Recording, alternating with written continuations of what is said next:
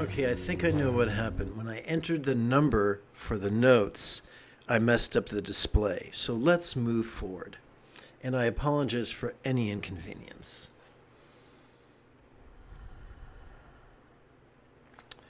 So let's see here. Well, here's what I'm going to do. I'm going to hit this button.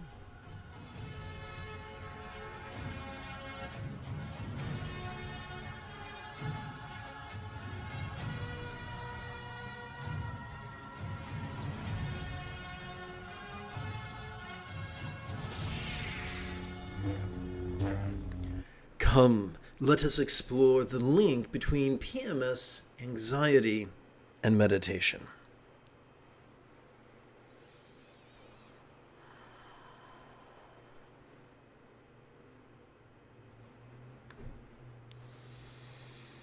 This evening's lesson is drawn from a good-hearted question found on Reddit. I have been dealing with anxiety, the individual wrote, and then continued. I have been dealing with anxiety since past 10 to 12 days now, and it is getting unbearable. I was having a bad PMS and extreme anxiety and ended up texting one of my exes. He was responsive, but a little busy, and then I texted another ex who is slightly recent. We broke up 4 months ago and haven't been in touch since then, and he told me we cannot talk because he is dating someone else now. And that put me in a state of heightened anxiety as if I really wanted him back. I did not, but I felt sad and weird nevertheless. I questioned him on why did he move on, etc. Later I apologized and ended that chat. Later I texted the ex who still triggers me the most, the one I actually loved. We broke up by the end of 2021. And we had been in a good relationship for good 7 years, and now we have gone into the talking zone currently. But ever since I have started to talk to him, I feel so low and anxious and insecure. I haven't talked to my therapist because I don't understand my behavior as well. Why did I reach out to the exes? Why did I feel weird when the second one was now dating someone else? The third one will always be my trigger. That is how I know as of now. That is what I know as of now, so I won't question that. But how can I act in this manner and why? I know for this meditation, I know this Reddit is for meditation followers. But please help with some knowledge, guys, and if you know of a certain meditation that might help. Fabulous. Well, we'll start with broad brushstrokes. Now, clearly, I've neither ovaries nor uterus, but I have lived my life surrounded by those who do, and I have the very good fortune to have a partner who is an expert in such things.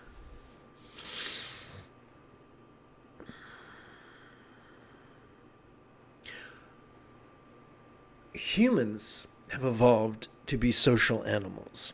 Not because it's pleasant, not because it's convenient, because it is the only way humans could have survived. Humans are neither fleet of foot nor strong of arm. Humans are neither sharp of claw nor long of fang. What has led to the survival of humanity, no less its preeminence? Two things. Number one, its big old brain, and number two, its ability, no less imperative, to cooperate. We are wired in such a way as that cooperation is pleasurable, and the absence of cooperation is painful. We are wired that way. Don't let anybody tell you differently. And all that wiring is exacerbated during the best of PMSs. How much more so the worst? I've been told by those who know, by those who have experienced it, that during PMSing, one is not only affected physically and neurologically, but endocrinologically as well. So what you are experiencing makes perfect sense when seen through that lens. Now let's move on. So now that you know that you're not cuckoo for Cocoa Puffs and that everything is, as it should be, not necessarily convenient, not comfortable, but that is your experience, you are behaving in a manner that is congruent with our evolution. Now let's talk about strategies to deal with that anxiety, to work through that anxiety. And for that, I heartily recommend Dr. Tom Hartman, PhD's Walking Your Blues Away. It is, in that book, the author does a splendid job of exploring how brisk walking meditation works through the lens of neuroscience. And what I'm going to do right now is reach into my bag of tricks.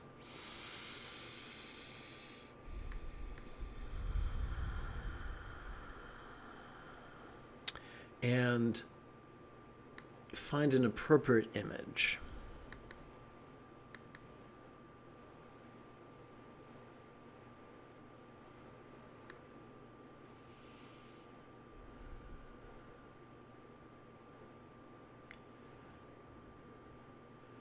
Where, oh where has my image of the hippocampus gone? Here it is.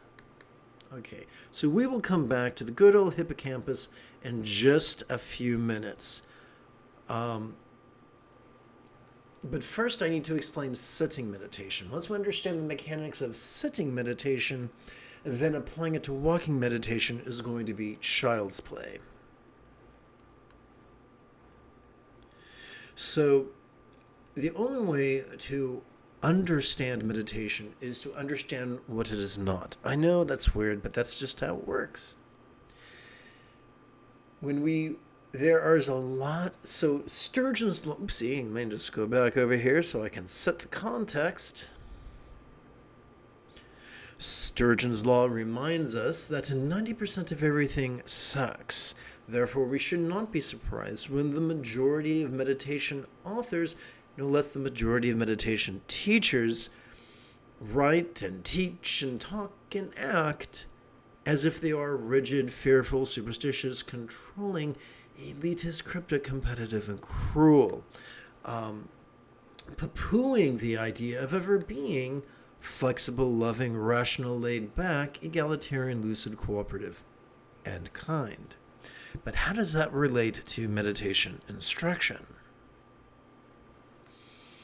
The majority of these individuals implore their students, implore their readers to actively practice active focus or concentration or samatha, and active analysis or contemplation or vipassana. Now, these are just synonyms.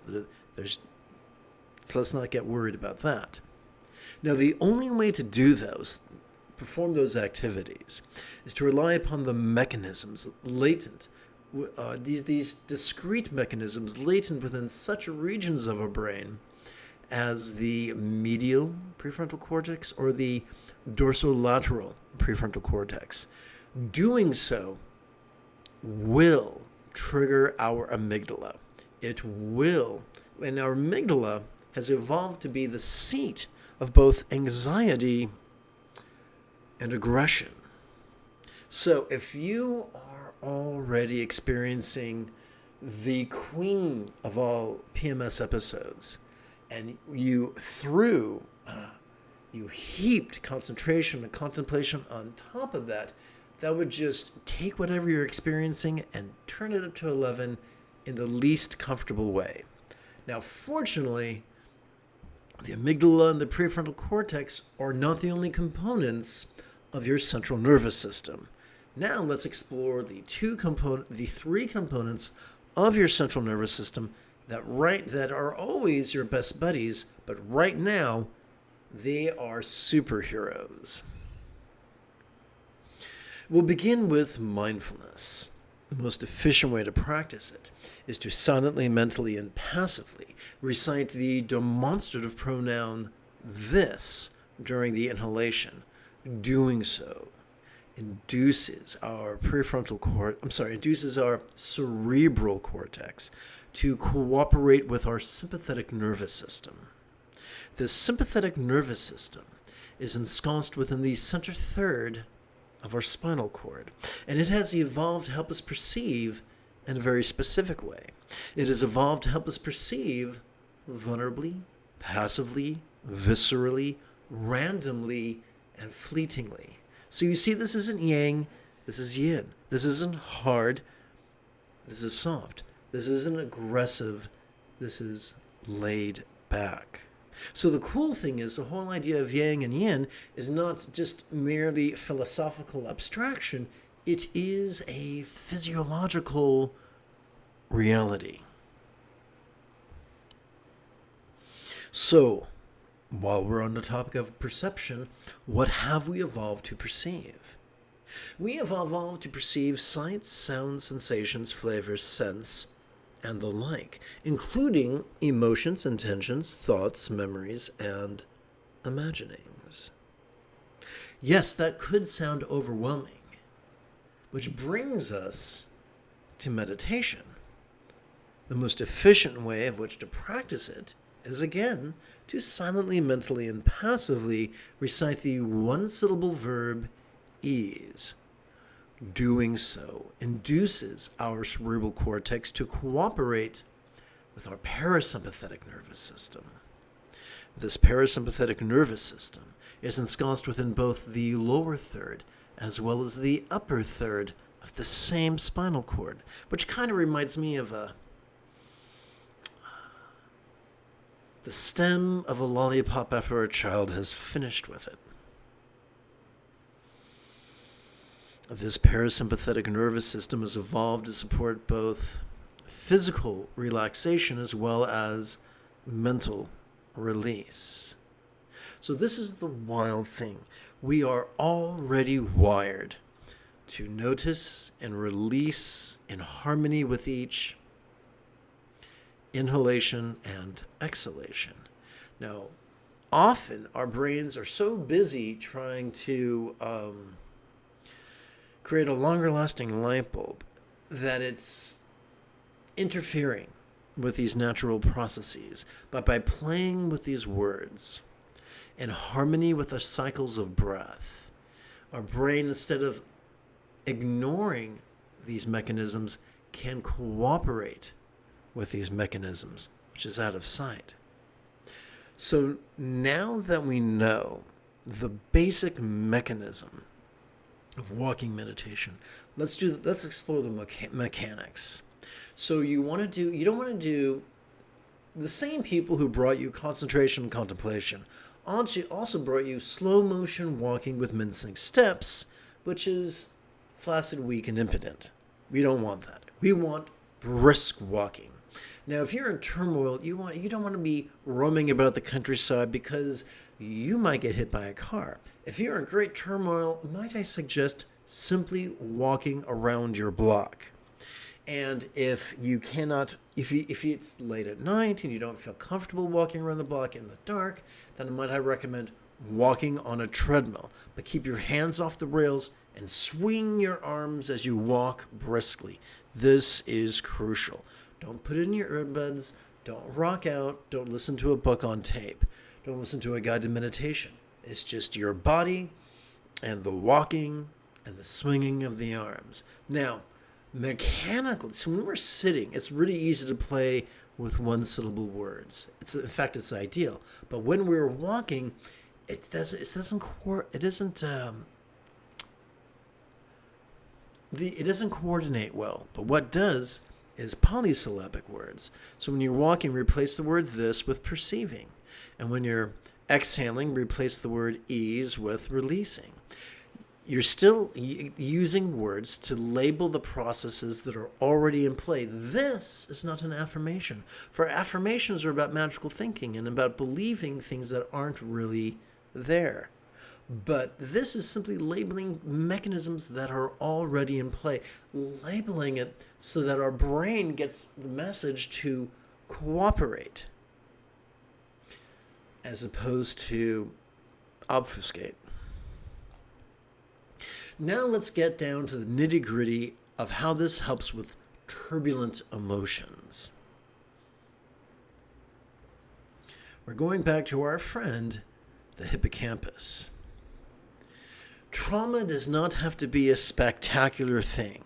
Trauma does not need to involve a car exploding or a villain with a weapon or a surge of orchestral music.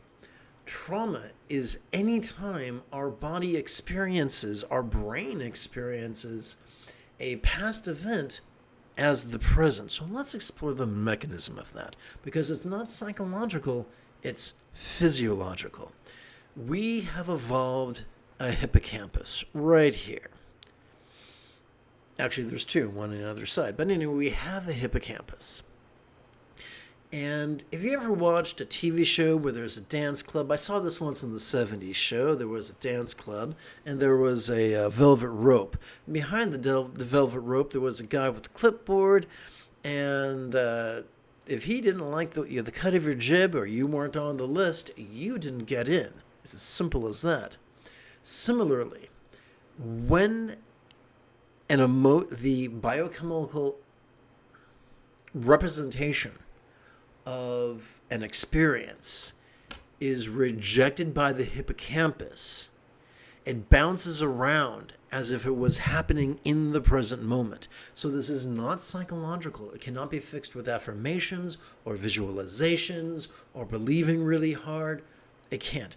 It's physiological. But here's the wild thing. By walking briskly, walking briskly is a study in asymmetry. When your left leg is stepping forward, your right leg is swinging forward. Your right arm is swinging forward. And when your left leg is swinging forward, your right arm is swinging forward. It's deliciously asymmetrical, but electrically, it is as if it was massaging our hippocampus. And pretty soon the hippocampus starts slurring, and it acts like a drunk doorman. It starts slurring and says, "You're his best pal." And he drops the velvet rope and lets you in. And something very similar can happen with trauma.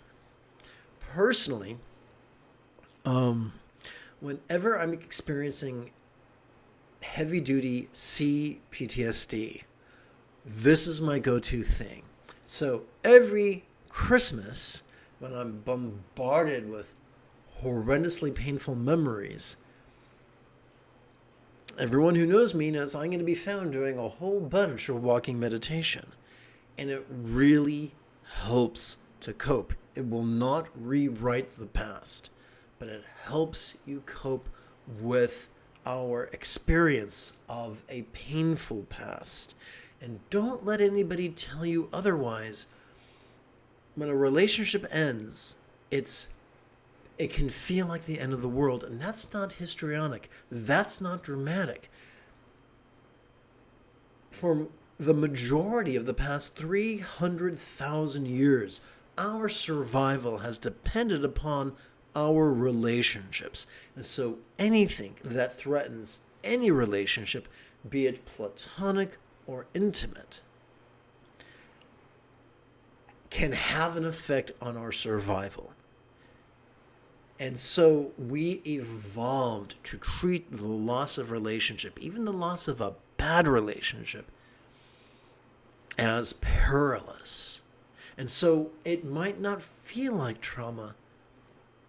It might not intellectually seem like trauma, but your body is treating it as if it was. Therefore, apply a therapeutic paradigm that is optimized for trauma, and it will help you to process your experience. So once again, the goal is not to erase the past.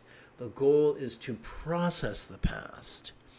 So basically what happens is, instead of the experience being right here in your face, it's an arm distance away. And that's a huge difference. That's a huge difference. And so if you can, assuming you don't have a medical condition that prevents it, I recommend doing this every 12 hours. And depending on your fitness level, you could begin it with 15 minutes every 12 hours. And when you feel comfortable, you can bump that up to 30 minutes or 45 minutes. But you do that every 12 hours, all the while silently and mentally reciting perceiving, releasing, and you'll process it. The only label you need use is perceiving. The only therapy you need apply is releasing. You're not forcing these processes. They are already coordinated with your cycles of respiration. By playing with these words, you're simply coordinating your intention with the mechanisms of your autonomic nervous system. That's it. It's super simple, and yet it's profoundly effective. There is an illusion, there is a myth that it is an idea that enlightens us. It is a line of reasoning that liberates us. But that is not what the Buddha taught. We are already wired for emotional health. No less liberation, no less enlightenment itself. The Buddha said, hey man, it can be done in a week. So don't believe the malarkey that, enlightenment or liberation is for special people in a special time and a special place. Malarkey. It's for right now. It's for you this week. In the words of a character from the Adam Sandler movie Waterboy, you can do it. And now that I've ranted and raved, I think it could be fun if together as a team we chanted and meditated together for a spell. So let's do that together after approximately 30 seconds of housekeeping. This is Lama Jigme Gyatso of the Buddha Joy Meditation School. For more than 30 years, I've spent about 8 hours a day, almost every day, studying, practicing, mastering, and reverse engineering the teachings and techniques of each school of meditation so that you won't have to. Welcome, my friends, to Meditate Like a Jedi, which is made possible due to the generosity of viewers just like you.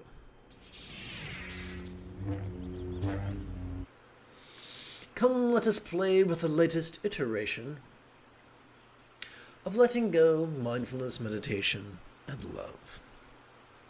Are these fun images of dogs and cats sitting with Buddha statues?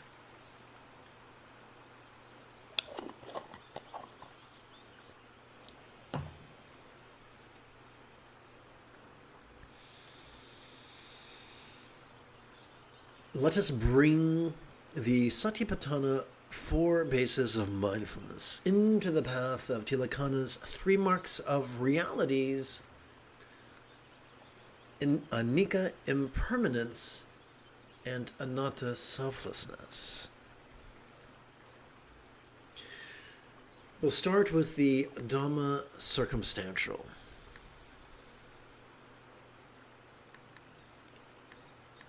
Please chant with me. Observing the coming and going of appearing circumstantial phenomena, help us to see, however changing one and all, there is nothing permanent to grasp. So we're going to take all these many words and we're going to reduce them to just 6 syllables, which we are going to divide between our inhalation and our exhalation. And we are using the word lot as a monosyllabic synonym of circumstance.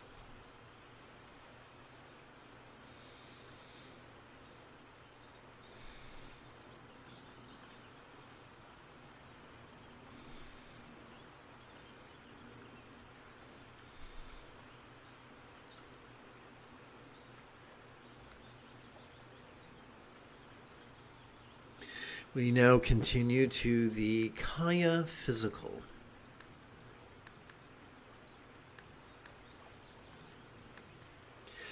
Feeling the coming and going of sensual physical phenomena. Help us to feel, however, changing one another is nothing permanent to grasp.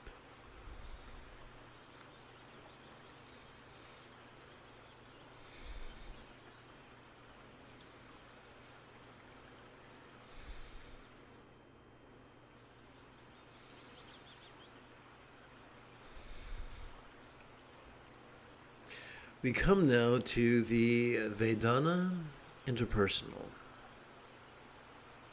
Listening to the coming and going of resounding interpersonal phenomena.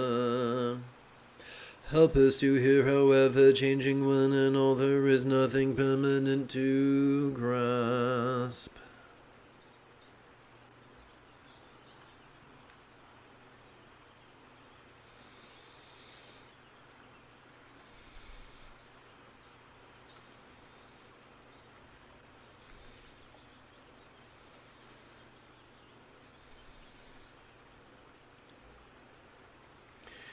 We conclude the warm-up section of tonight's practice with the Chitta mental. Noticing the coming and going of lucid mental phenomena. Help us to clearly perceive, however, changing one another is nothing permanent to grasp.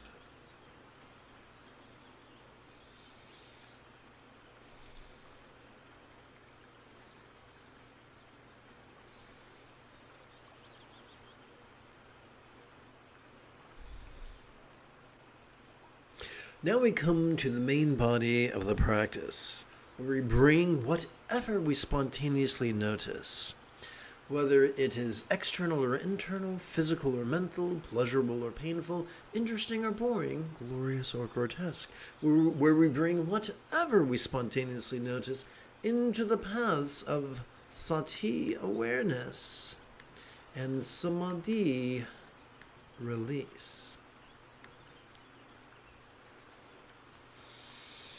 Quick reminder, the most efficient way to practice mindfulness is to, let's try it this way.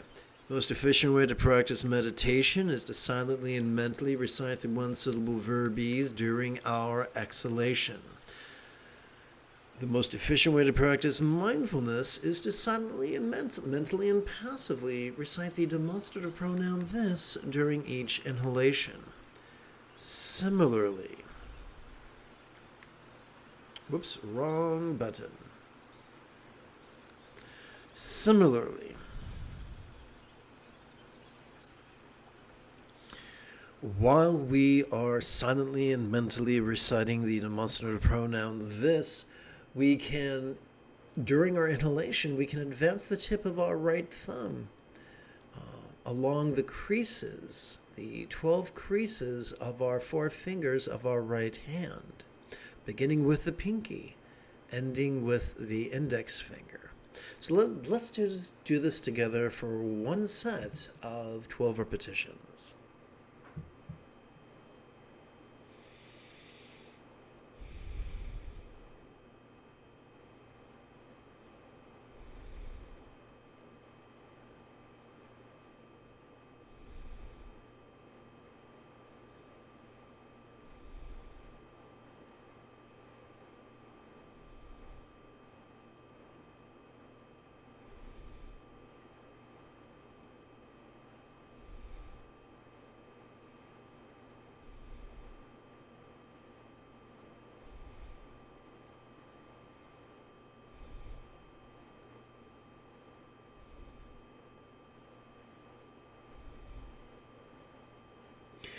That was one set of 12 repetitions, but how do we count multiple sets of 12 repetition?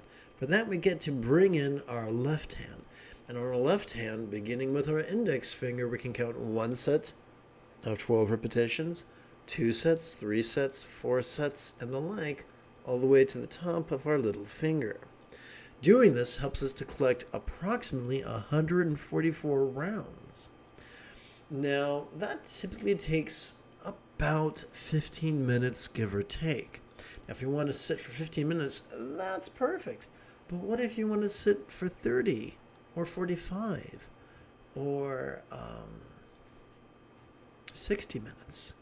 Then you can keep track of what's going on with your hands. And so arbitrarily, when the left hand is on the bottom, that could be the first collection of 144 breaths. And perhaps when the right hand is on the bottom, that could be the second collection. And doing this just helps us to keep track because we can get turned around. Now, you could say, dude, man, we live in the age of smartphones. We can just, use our handheld devices as timers. And, we can. But sometimes the batteries wear down, or sometimes they get broken or stolen, or sometimes, heaven forfend, they can be confiscated, which means an authority figure takes them. That can happen. And so as long as we have our fingers in our hands, we can still count. And this can be described in Sanskrit as mudra anuyoga, using our hands to work with our energy. This could be described in English as Bengali trace counting. As someone who is neurodivergent such as myself, it is a lovely form of stimming. Now this could feel overwhelming, and that's okay. Come to these live streams, live or recorded, every 12 hours or so, and within a week or two, you'll find that you've mastered it.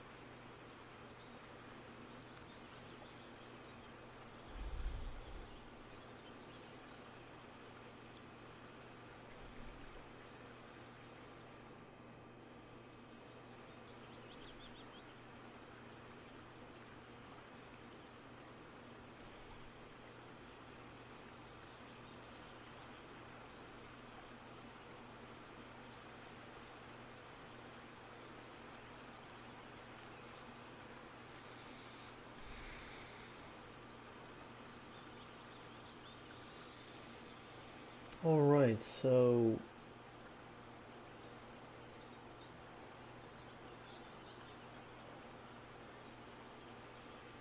okay, thank you for chiming in, Rubble Bubble.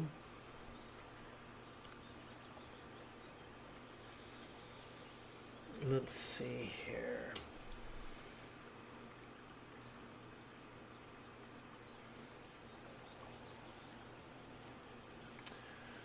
I'm going to do quick like a bunny. Let's go over here.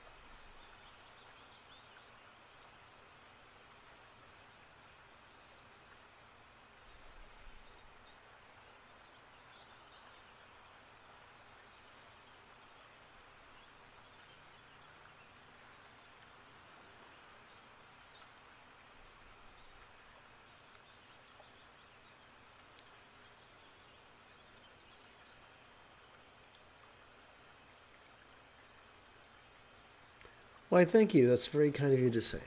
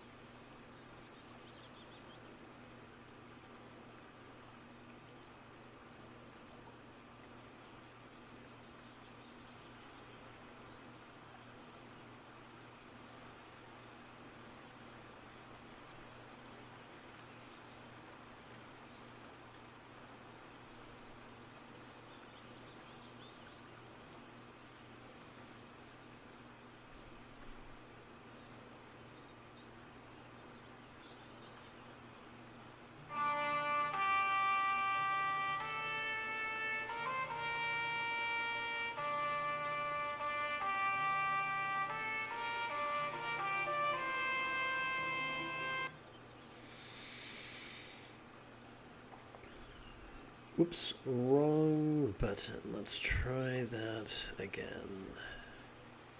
Here we go.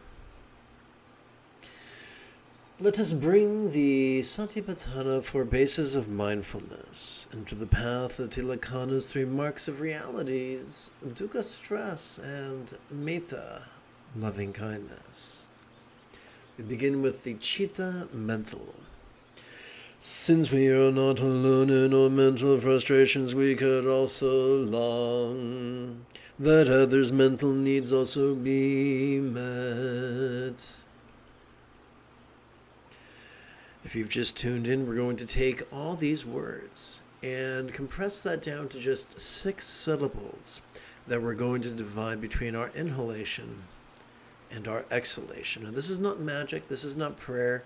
We're simply playing with words to guide our intention that we might strengthen the neural pathways responsible for empathy.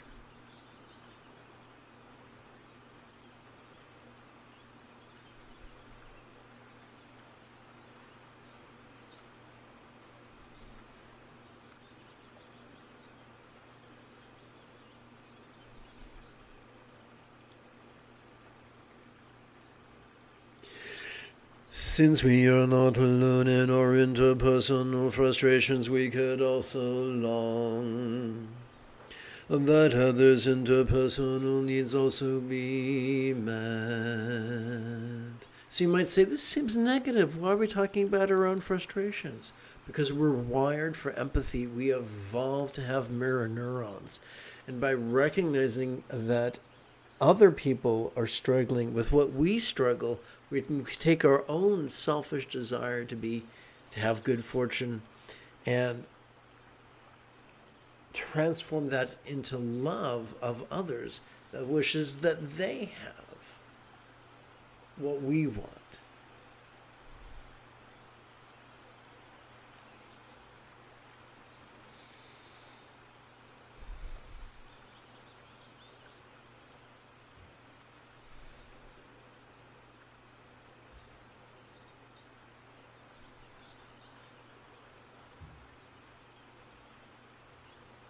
We turn now to the Kaya physical. Since we are not alone in our physical frustrations, we could also long that others' physical needs also be met. Anthropologists have noticed that we are wired, we have evolved to find health attractive. So we live in a weird late stage capitalism where we're told to like that which is most expensive.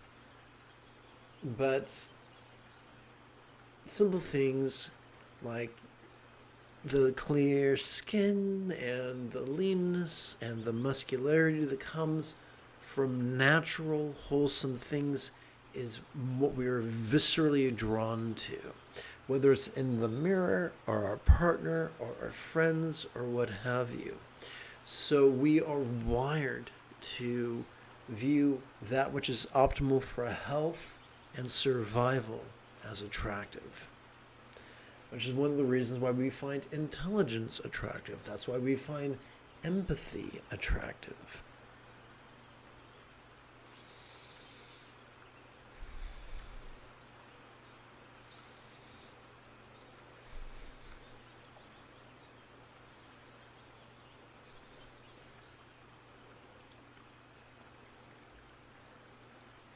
And we conclude with the Dhamma circumstantial. Since we are not alone in our circumstantial frustrations, we could also long that other circumstantial needs also be met. So we're using boon as a monosyllabic synonym of good fortune. And we're using lot as a one-syllable synonym for circumstance.